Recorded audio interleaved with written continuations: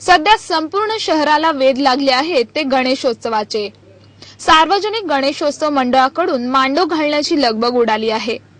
सजावटीचे काम पूर्ण करण्याचे काम सुरू आहे। कार्यकर्ते वर्गणी गोळा करीत फिरत आहेत। श्री गणेशाच्या सर्वांग सुंदर गणेश मूर्ती विक्रीसाठी उपलब्ध झालेल्या आहेत, तर सजावटीच्या साहित्यांनी बाजारपेठ भरून गेली आहे।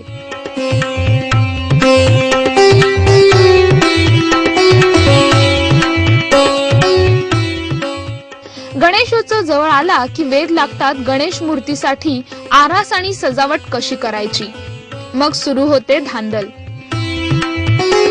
वेगवेगळ्या कल्पना, कलाकुसर, देखावे, नैवेद्य आणि काय काय तरी।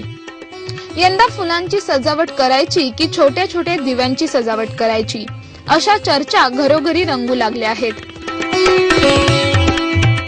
बाजारही सजावटींच्या वस्तूंनी बहरला आहे।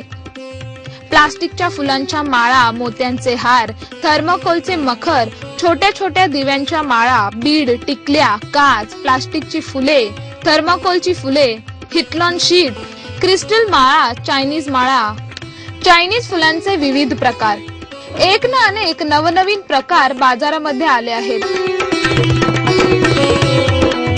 दरवर्षीप्रमाणे यावर्षी देखील बाजारपेठेत थर्माकोलच्या मखरांची चलती आहे। वेगवेगळ्या रंगसंगती असलेल्या लहान मखरापासून ते मोठ्या आकाराच्या मखरांपर्यंत अनेक प्रकार दिसत आहेत। या मखरांना विशेष मागणी आहे। गणपतीसाठी खास फेटा, नक्षीकाम केलेले उपरणे, विविध प्रकारांचे हार, मोत्यांचे हार, मुकुट, रंगीत खडे आणि क्रिस्टल यांनी बनविलेले दागिने बाजारात विक्रीसाठी आले आहेत। गणपतीच्या हारमध्ये वेगवेगळ्या पद्धतीचे हार आहेत।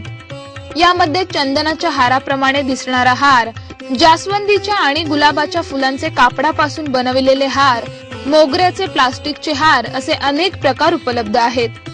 या हारांची किंमत 15 रुपयांपासून ते अगदी 1000 रुपयांपर्यंत आहे।